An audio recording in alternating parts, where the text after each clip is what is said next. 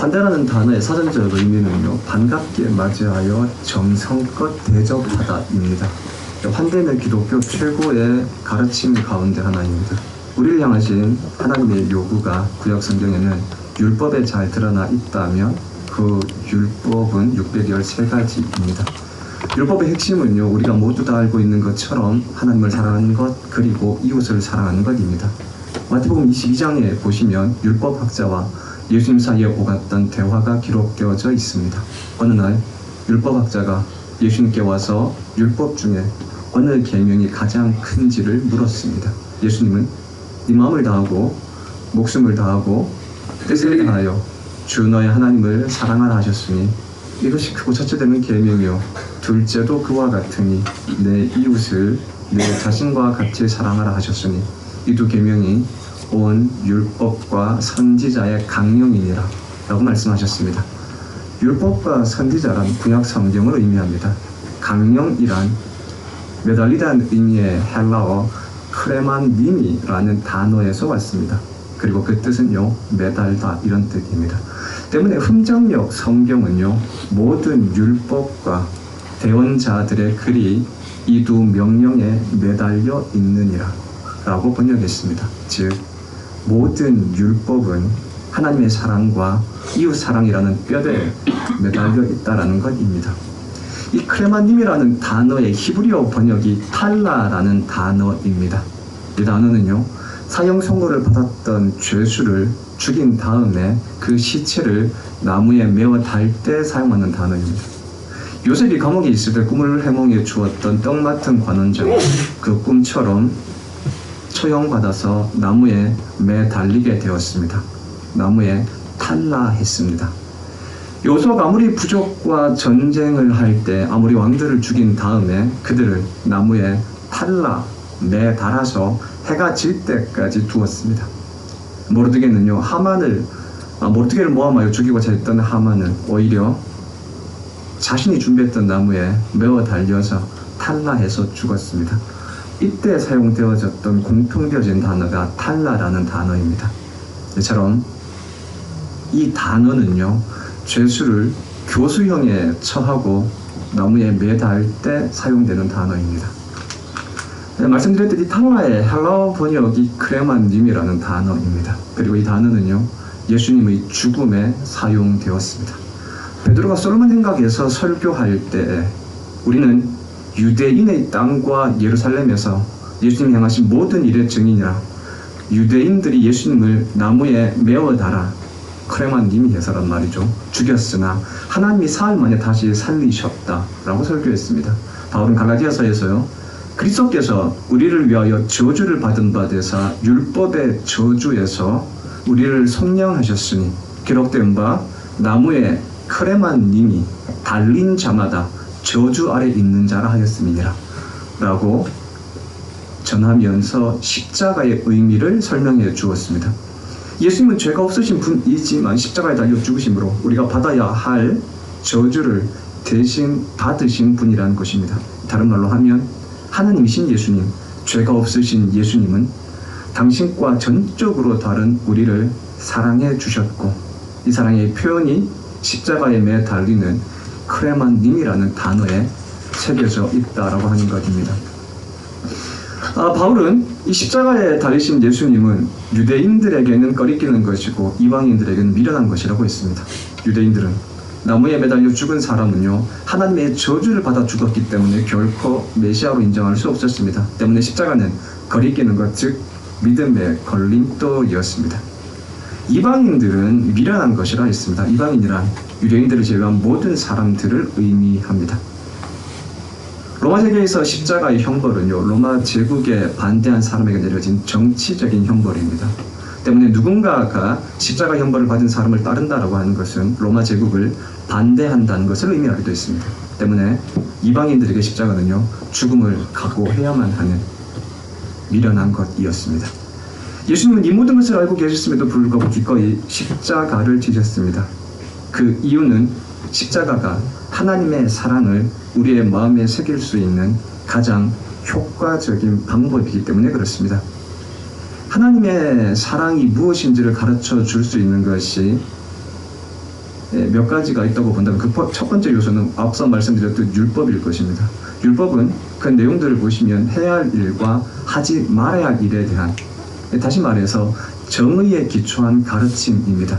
가르침이란 우리가 필요한 교육 내용을 전달해서 바른 삶을 살도록 하는 것 아닙니까? 그러나 이 가르침에도 분명한 한계가 있습니다. 지식이 쌓이고 이성이 발달한다고 해서 인간이 바른 삶을 사는 것은 아니기 때문에 그렇습니다. 우리가 이렇게 알고 있는 것처럼 한국 사회는요, 전 세계에서 가장 높은 평균 학력을 가지고 있습니다. 그럼에도 불구하고 우리는 매일 뉴스를 통해서 반윤리적이고 인륜적인 범죄들을 접하게 되어집니다. 결코 가르침만으로 인간을 변화시킬 수는 없다라고 하는 것입니다.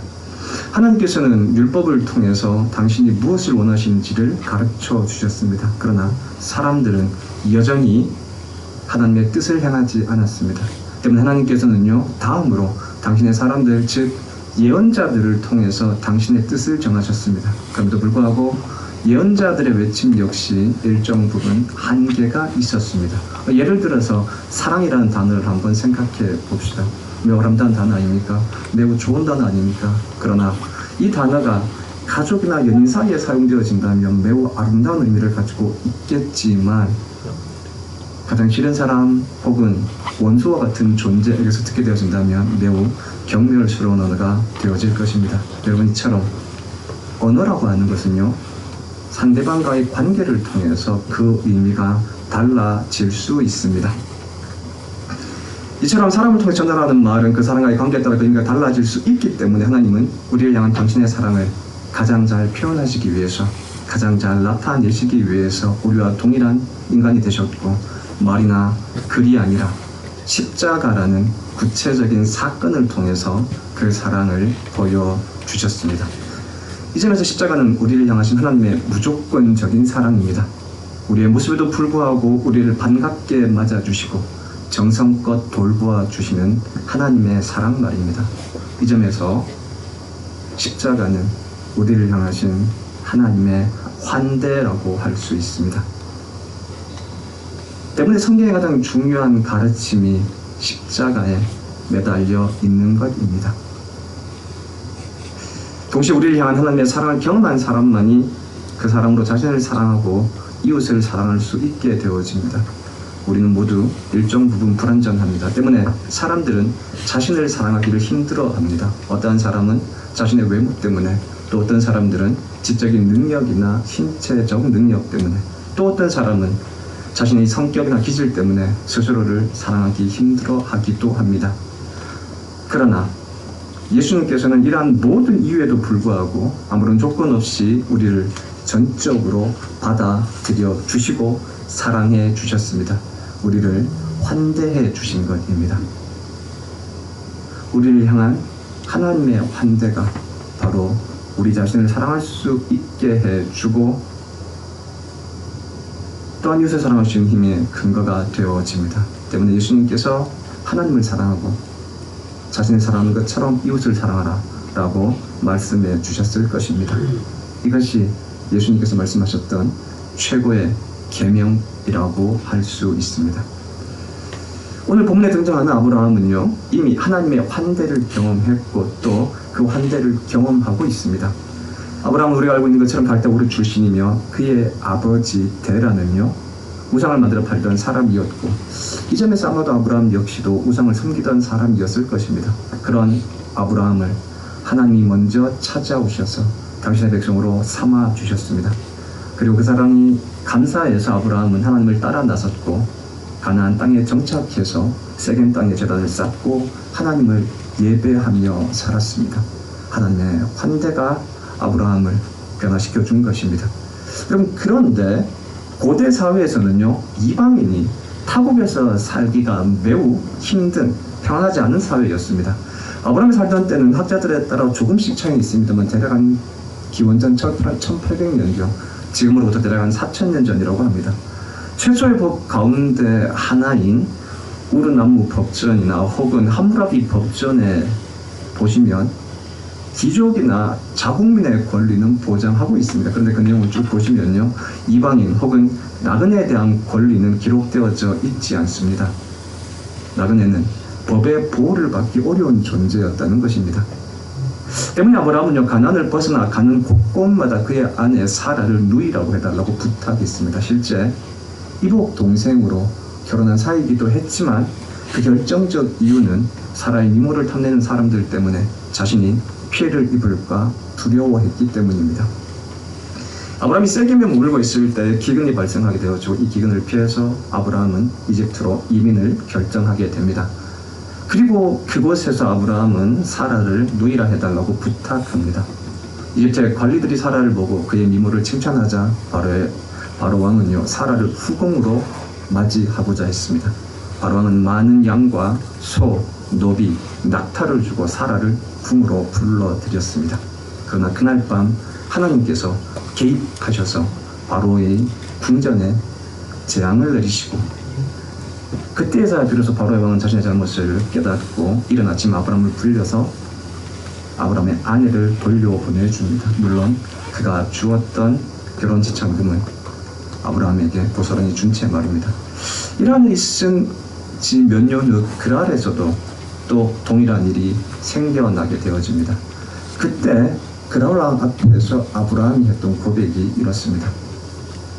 그랄 왕이 아브라함을 향해서 왜 이런 일을 행했는지 따지고 묻자 아브라함이 대답합니다. 이곳에서는 하나님을 두려워함이 없으니 내 아내로 말미암아 사람들이 나를 죽일까 하였으며 또 그는 정말로 나의 이복 누이로서 내 아내가 되었음이니라. 하나님이 나를 내 아버지의 집을 떠나 두루 다니게 하실 때 내가 내 아내에게 말하기를 이후로 우리는 가는 곳마다 그대는 나를 그대의 오라비라 하라. 이것이 그대가 내게 베풀 은혜라 하였노라. 아브라함의 말을 통해서 우리는 매우 흥미로운 사실들을 발견하게 되어집니다. 아브라함은 가나안 땅에서는요, 사라와 부부로 살았던 반면에 이집트와 그랄, 가나안 유해 지역에서는요, 이복 누이로 살았습니다. 그 이유는 이방인의 땅에서는 하나님이 자신을 지켜주지 못할 것이라 생각했기 때문입니다. 아브라함의 말의 처음 고백이 이곳에서는 하나님을 두려워함이 없으니 라고 시작합니다. 그랄 지역이나 이집트 지역의 사람들이 하나님을 두려워하지 않는 이유는 하나님의 현존과 능력과 임재를 경험하지 못했기 때문이지 않겠습니까? 바꾸어 말하면 하나님의 역사가 없고 또 하나님이 이곳에서는 역사하지 않기 때문에 하나님을 경험하지 못했고 따라서 하나님을 두려워하지 않고 있다고 하는 것입니다. 실제로 고대 사람들이 믿었던 신은요, 지역신 개념이었습니다. 이집트에는 이집트의 신이 있고 그랄에는 그랄의 신이 있습니다. 그리고 가나안에는 가나안의 신이 있습니다. 아브라함이 생각했던 가나안의 신은 여호와였습니다. 그리고 그 시대의 사람들이 각 지역의 신들이 그 지역을 벗어나면 자기가 믿는 신이 영향력을 행사할 수도 없다라고 생각했던 것처럼 아브라함 역시도 그렇게 믿고 생각했던 것 같습니다. 때문에 아브라함 역시 이집트나 그랄에서 하나님은 자신을 지켜줄 수 없다고 생각했었을 것입니다. 이렇게 본다면요, 아브라함의 이 말과 행동은 사라를 향해서는 부부의 신뢰를 저버린 행동인 동시에 하나님을 믿지 못한 불신의 행동이라고도 할 수 있을 것입니다. 그러나 하나님께서 이 일에 적극적으로 개입하셔서 아브라함과 사라를 구원하신 동시에 많은 재산을 얻게 해주셨습니다. 그랄에서도 동일하게 구원해 주셨고 많은 재산으로 갚아주셨습니다. 아브라함이 믿음 없이 행동했음에도 불구하고 하나님은 선하게 넉넉하게 갚아주신 것입니다. 오늘의 말씀과 연관해서 설명한다면요, 하나님은 아브라함을 선대하셨고 환대하셨습니다. 이 하나님의 환대를 경험했던 아브라함이요, 환대의 사람이 되었습니다.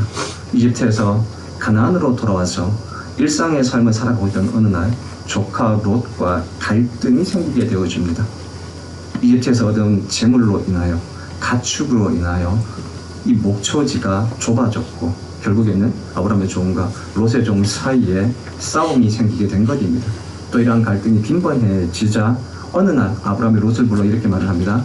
우리는 한 친족이라, 나나 내 목자나 네 목자나 서로 다투게 하지 말자.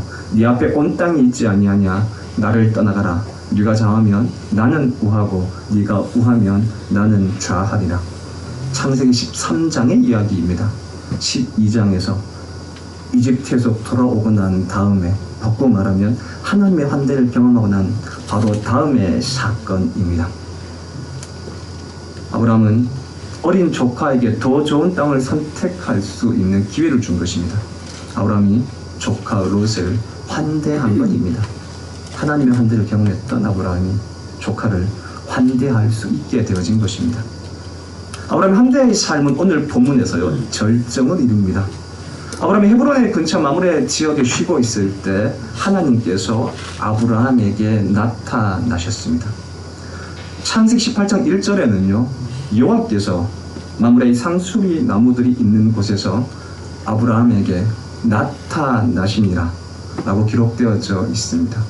여러분, 그런데 문제는 바로 이 다음 구절부터 우리의 기대와는 다르게 이 말씀들이 전개되어지고 있다라고 하는 것입니다. 말씀은 하나님이 나타나셨다라고 시작되어졌는데 이어서 갑자기 사람 셋이 아브라함에게 서 있는 것입니다. 아브라함에 나타나신 하나님은요 하나님이 아니라 사람 셋이었습니다. 사실 이 부분은 설명하기에 조금 어려운 부분이기도 합니다. 학자들 따라서 견해의 차이도 있습니다. 하나님이 갑자기 사람 셋이 된 것, 그럼에도 불구하고 되게 학자들은 두 가지로 이 부분을 이해하고 설명합니다. 하나는요 고대 사람들의 사고 방식입니다. 하나님 혹은 신이라 칭해지는 존재들은 인간과는 전적으로 다른 존재라는 것이죠. 따라서 신과 인간이 정면으로 독대할 수 없다라고 하는 것이 고대 사람들의 믿음이었습니다. 가장 큰 다른 차이가 하나님이 거룩하시고 신은 탁월한 존재, 인간은 죄인이고 유한한 존재라는 것 아닙니까? 때문에 죄인인 인간이 거룩하신 하나님 혹은 신을 만나면 죽게 되어진다 라고 하는 것이 고대 사람들의 믿음이었습니다. 실제 성경에도 이사야 선지자가 그의 환상 가운데 보좌에 앉으신 하나님을 보고 이렇게 고백합니다. 화로다 나여 망하게 되었도다. 나는 입술이 부정한 사람이요 입술이 부정한 백성 중에 거주하면서 만군의 여호와이신 왕을 배웠음이로다. 때문에 고대 사람들은 신이 인간에게 나타날 때에는 사람의 모습으로 나타난다고 믿었습니다. 이러한 믿음이 반영되어졌던 말씀의 내용이 하나님이 사람의 모습으로 나타났다고 하는 표현일 것입니다. 단 하나는요, 신에 대한 믿음 혹은 하나님에 대한 믿음은 가장 연약한 사람을 향한 태도로 나타나야 한다는 것입니다. 신은 가끔씩 사람들이 자신을 향한 믿음을 테스트하기 위해서 가난한 자의 모습을 태어난다 라고 하는 서양의 격언이 있습니다. 성경에도 그런 내용들이 종종 등장하게 되어집니다. 예수님은 최후의 순간 인간을 판단하시는 하나님의 기준에 대해서 말씀하시면서 이렇게 말씀하십니다. 너희가 여기에 내 형제 중에 지극히 작은 자 하나에게 한 것이 곧 내게 한 것입니다. 마태복음 25장 40절의 말씀입니다. 연약한 자를 향한 태도가 곧 예수님을 향한 태도라는 것입니다. 여러분, 누구나 권력자 앞에서는 조심할 수 있습니다. 여러분, 누구나 황제 앞에서는 예의를 차릴 수 있습니다. 그러나 힘없는 사람 앞에서는 함부로 편안하게 대하기 마련입니다. 오직 하나님을 두려워하는 사람만이 연약한 사람에게도 예의를 갖추어 행동할 수 있습니다. 때문에 예수님은 가장 작은 자에게 한 행동이 당신에게 한 행동이라고 말씀하셨습니다. 결국 이러한 내용들을 종합해서 본다면요, 하나님의 환대를 경험한 사람이 이웃을 사랑할 수 있고 십자가를 통해 나타난 예수님의 사랑을 경험한 사람만 이웃을 사랑할 수 있게 되어진다는 것일 것입니다. 때문에 하나님은 연약한 사람의 모습으로 나타나십니다. 오늘 아브라함에게 하나님이 나타나셨다라고 기록되어져 있지만 그 하나님의 나타남은 가장 연약한 자의 모습으로 나타났습니다. 구약성경에서 가장 연약한 대표적인 세 부류가요, 고아, 과부, 그리고 나그네입니다. 고아와 과부는 그들을 보호해줄 부모나 남편이 없기 때문에 연약한 자입니다. 나그네는 농사지을 땅과 거주할 집이 없기 때문에 가난한 자들입니다.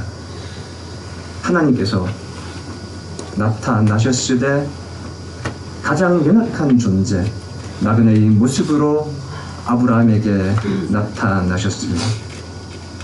그리고 그 나그네를 아브라함은 하나님처럼 맞이했습니다.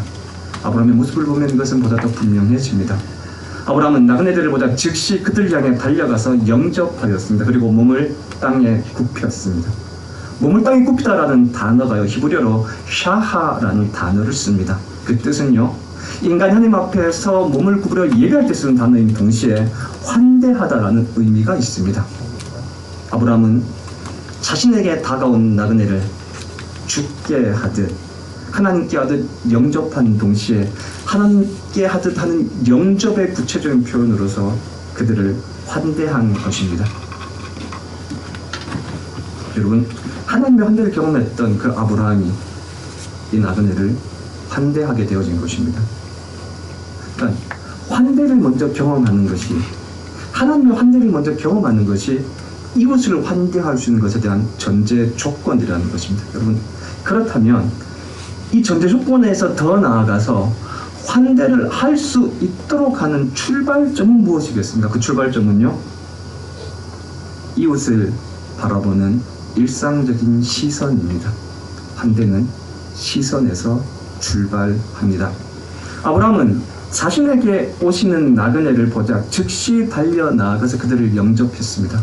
보다라는 단어가 히브리어로 라라는 단어를 씁니다. 이 단어는요, 어떠한 특정한 대상을 관심 가지고 보다, 관찰하다 이런 뜻이 아닙니다. 그냥 보는 것입니다. 그래서 영어 성경을 보시면요, 주의하고 주목해서 보다라는 영어 단어 게이지가 아니라 단지 보는 것, see라는 단어로 번역합니다.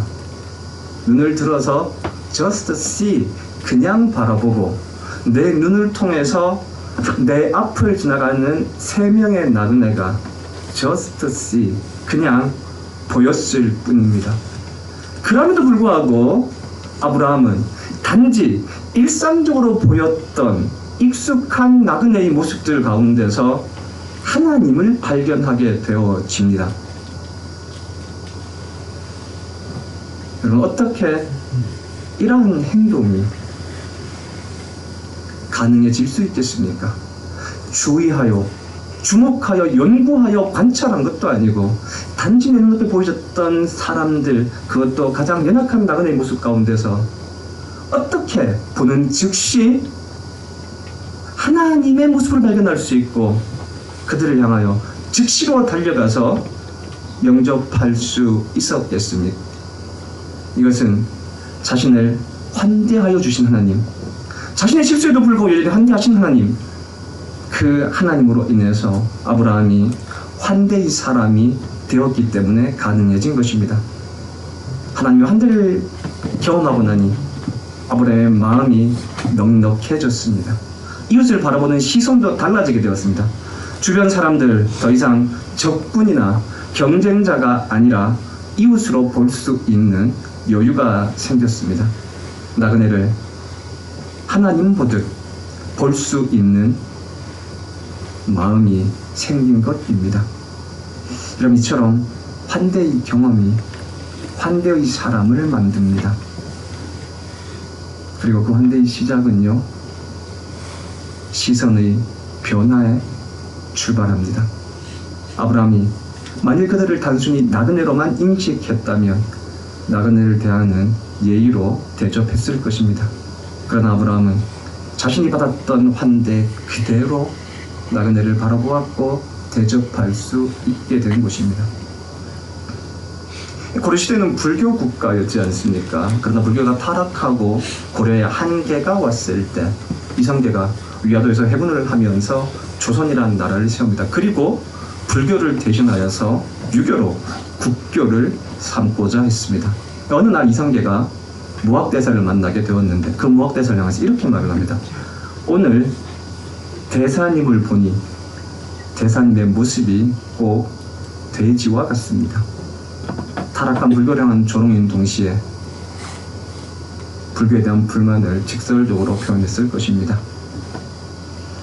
그런데 이렇게 대놓고 무시했음에도 불구하고 무학대사가 아무런 말을 하지 않았습니다. 그저 빙그레 웃을 뿐이었습니다.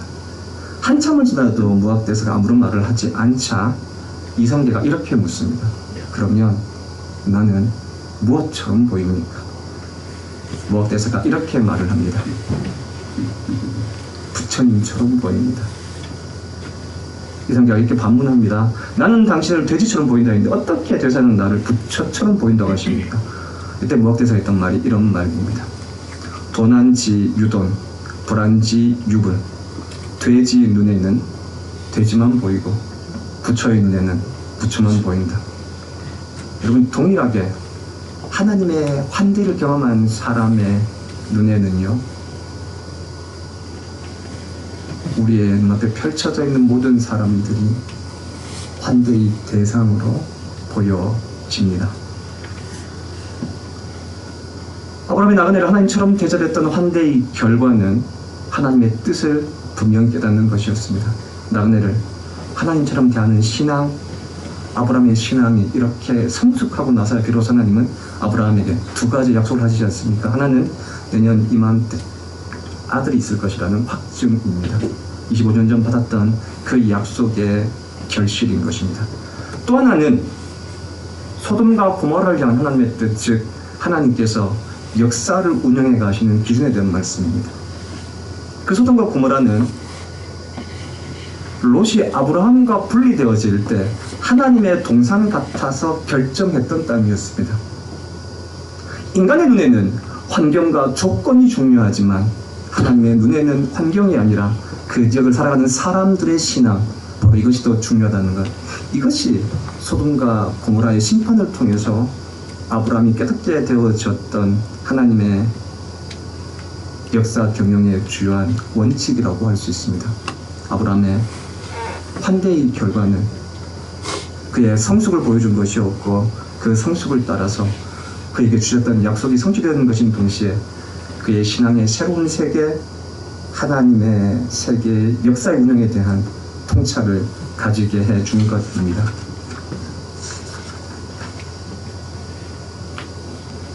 하나님의 은혜를 경험한 사람은요, 이처럼 이웃을 하나님처럼 보게 되어집니다. 나그네의 모습 속에서 하나님을 보게 되어지면 이웃의 모습에서, 가족의 모습에서도 하나님의 모습을 발견케 되어집니다. 다른 말로 하면 하나님께 하듯 대하게 되어진다라는 것입니다. 예수님은 이것을 지극히 약한 자에게 한 것이 당신에게 한 것이다 라고 말씀하셨고, 바울은 모든 일을 죽게 하듯 하라 라고 권면해 주고 있습니다. 이웃의 모습에서 하나님을 보는 시선, 연약한 자에게서 예수님을 볼 수 있는 시선, 일상에서 만나는 모든 일을 주님이 맡겨주신 일로 바라보게 되어지는 시선, 여러분, 그때서야 비로소 우리의 일상이 하나님의 나라가 됩니다. 아멘. 환대는 시선에서 시작됩니다. 우리는 모두 이미 하나님의 환대를, 십자가의 환대를 충분히 경험했습니다.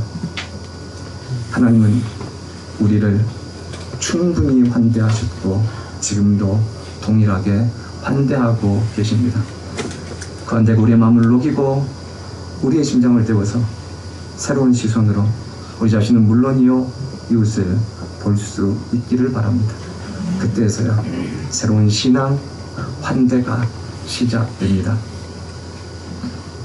내게로부터 눈을 들어서 주님을 보기 시작할 때 새로운 신앙이 시작되어집니다. 이 찬양과 함께 우리를 환대하시는 하나님의 마음으로 우리 자신을 보고 이웃을 바라볼 수 있는 시선을 가졌으면 합니다.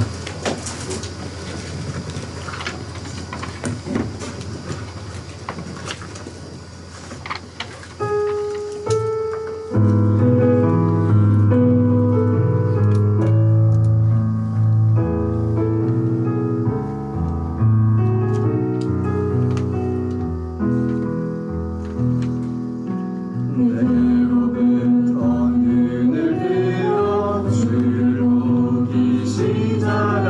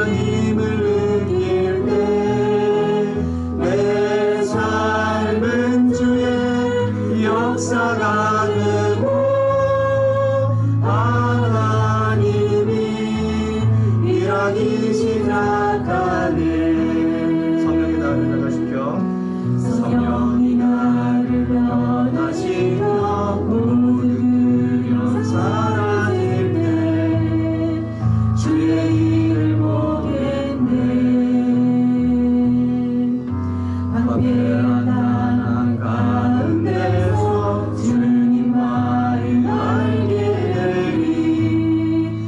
주님을 볼 때 모든 시선을 주님께 드리고 전능하신 하나님을 느낄 때 세상은 주의 나라가 되고 하나님이 일하기 시작한 시선을 주님께 드리고 모든 시선을 주님께 드리고 살아계신 하나님을 느낄 때 세상은 주의 나라가 되고 하나님이 일하기 시작하네. 우리 같이 기도하겠습니다.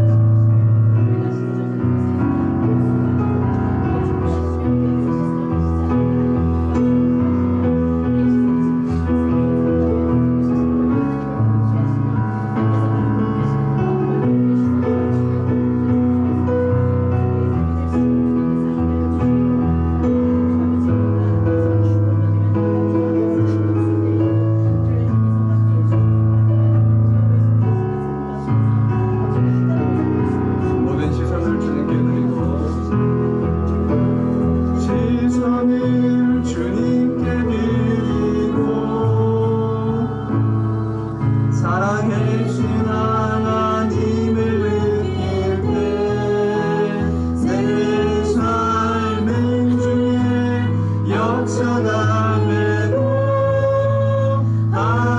하나님이 일하기 시작한 모든 시선을 주께 드리고 모든 시선을 주님께 드리고 전능하신 하나님을 느낄 때 세상은 주의 나라가 되고 하나님이 일하기 시작하네.